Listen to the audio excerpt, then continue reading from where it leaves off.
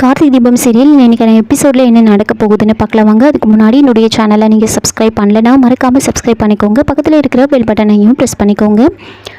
ஐஸ்வர்யா கிட்ட வந்து எல்லாரும் வந்து கேட்டுட்ருக்காங்க, செக்கப்புக்கு வர சொல்லி கூப்பிட்டுருக்காங்க. அப்போ அபிராமி வந்துட்டு சொல்கிறாங்க, அருண் ரொம்ப பயப்படுறான், நீ போயிட்டு ஒரு முறை செக்கப் பண்ணிட்டு வந்துடு அப்படின்னு சொல்ல, நான் தான் சொல்கிறேன்ல எனக்கு எதுவும் கிடையாது அப்படின்னு சொல்லிட்டு இருக்கா. அப்போ தீபா வந்துட்டு, அக்கா உங்களோட நல்லதுக்காக தானே சொல்கிறாங்க, உங்கள் வயிற்றில் வளர குழந்தை நல்லா இருக்கணும்ல, போயிட்டு வாங்க அப்படின்னு சொல்ல ஐஸ்வர்யாவுக்கு உடனே கோவம் வந்துடுது.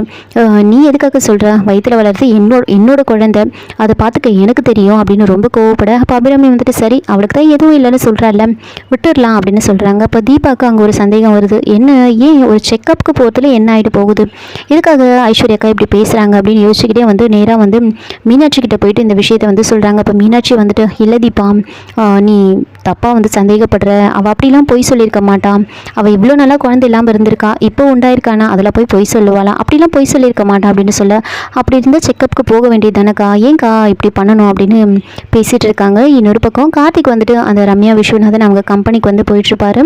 அங்கே அவங்க ஆல்ரெடி வந்து உள்ளே போயிட்டு உட்காந்துட்டு கார்த்திக் பண்ணதெல்லாம் வந்து யோசிச்சுட்டு இருக்காங்க. அவன் என்னை ரொம்ப அசிங்கப்படுத்திட்டான், அவனை எங்கே இருந்தாலும் தேடி கண்டுபிடிச்சி நாம் அசிங்கப்படுத்தியே ஆகணும், அவனை பழி வாங்கியே ஆகணும் அப்படின்னு யோசிச்சுக்கிட்டு ரொம்ப டென்ஷனாக உட்காந்துட்டு இருப்பாங்க. ஒருத்தவங்க சூப்பர்வைசர் வந்துட்டு ஃபைலில் சைன் பண்ணணும்னு சொல்லி கொடுக்குறாங்க. என்ன ஏதுன்னு கூட பார்க்காம சைன் பண்ணிவிடுவாங்க. அதை பார்த்து சூப்பர்வைசர், என்ன இது மேடமா, என்ன ஏதுன்னு ஃபைலை பார்க்காமலே சைன் பண்ணுறாங்க, எப்போவுமே இந்த மாதிரிலாம் பண்ண மாட்டாங்களே அப்படின்னு யோசிச்சுக்கிட்டு வெளியே நின்றுட்டுருப்பாங்க. கரெக்டாக வந்து கார்த்திக் வந்து உள்ளே வராரு. அந்த சூப்பர்வைசர்கிட்ட வந்து சொல்கிறாரு, இந்த மாதிரி நான் வேலைக்காக வந்திருக்கேன், மேடமை பார்க்கணும் அப்படின்னு சொன்ன உடனே அவரும் வந்து கேட்டுட்டு உள்ளே கூட்டிகிட்டு போகிறாங்க. உள்ளே போக சொல்லி சொல்கிறாங்க. கார்த்திக் ஒரு டோர் ஓப்பன் பண்ண உடனே அவங்களோட ஃபோட்டோ வந்து இருக்கும். அதை பார்த்த உடனே ஐயோ இவங்களா நல்லா மாட்டணும் அப்படின்னு யோசிச்சுக்கிட்டு அப்படியே கொஞ்சம் பின்னாடி போகிற மாதிரி போகிறாங்க. கரெக்டாக வந்து அவங்க திரும்புகிறாங்க. கார்த்திகை பார்த்த உடனே பயங்கரமாக டென்ஷன் ஆகுறாங்க. உள்ளே வந்து இந்த மாதிரி நான் வேலைக்காக வந்திருக்கேன் அப்படின்னு சொன்ன உடனே, உனக்கு வேலையும் கிடையாது எதுவும் கிடையாது, கிளம்பு இங்கேருந்து அப்படின்னு சொன்ன உடனே கார்த்திக் வந்துட்டு, மேடம் அப்படின்லாம் சொல்லாதீங்க நீங்கள் அப்படின்னு சொல்கிறாங்க. என்ன நீ எப்படிலாம் அசிங்கப்படுத்தின, நீ நிறைய சினிமா பார்ப்பியா, அதனால் உன் மனசில் பெரிய ஹீரோ நினப்பா, அந்த மாதிரிலாம் நீ நடந்துக்கிற அப்படின்னு நான் ரொம்ப கோவப்பட. அப்போ கார்த்திக் வந்துட்டு, மேடம் அப்போ இருந்த சூழ்நிலை அந்த மாதிரி, நான் எப்போவுமே அந்த மாதிரிலாம் இருக்க மாட்டேன் அப்படின்னு சொல்ல, ஓஹோ நீ அப்பப்போ வேறு மாதிரி மாறுவியா அப்படின்லாம் கேட்குறாங்க. இதுக்கு நான் என்ன பதில் சொல்கிறதுன்னு தெரியலையே அப்படின்னு கார்த்திக் யோசிச்சுட்டு இருக்கேன். உனக்கு வேலையே கிடையாது அப்படின்லாம் வந்து அவங்க சொல்லிட்டு இருக்கா. அப்போ கார்த்திக் வந்துட்டு, மேடம் உங்கள் ஃப்ரெண்டு ஆனந்த் இருக்கார்ல, அவரை ரெக்கமெண்ட் பண்ணி தான் நான் வந்திருக்கேன் அப்படின்னு சொன்ன உடனே, ஓஹோ ஆனந்த் அனுப்பின ஆளா நீ அப்படின்னு யோசிச்சுக்கிட்டு மனசுலேயே நினைக்கிறாங்க. உன்னை எப்படி பழி வாங்குறதுன்னு தெரியாமல் யோசிச்சுட்டு இருந்தேன், நீயே நல்லா வந்து மாட்டிக்கிட்ட அப்படின்னு சொல்லிட்டு, சரி ஏதோ ஆனந்த் சொன்னதுனால நான் உனக்கு வேலை போட்டு கொடுக்குறேன் அப்படின்னு சொல்கிறாங்க.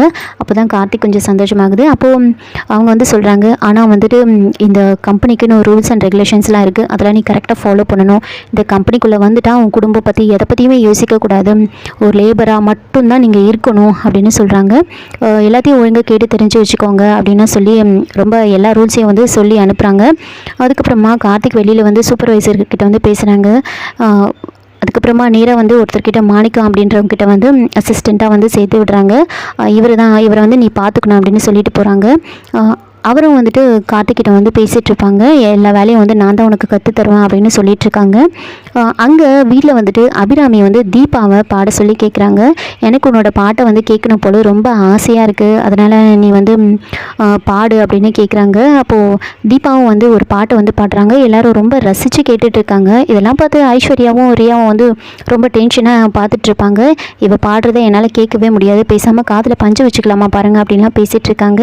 ஒரு பக்கம் மீனாட்சி வெளியிலேருந்து தீபா பாடத்தை வந்து ரசிச்சுக்கிட்டு இருக்காங்க. இதோட இந்த எபிசோடு வந்து முடிச்சிருக்காங்க. என்னோட ரிவ்யூ பிடிச்சிருந்தா லைக் பண்ணுங்கள், மறக்காமல் சப்ஸ்கிரைப் பண்ணுங்கள். தேங்க்யூ.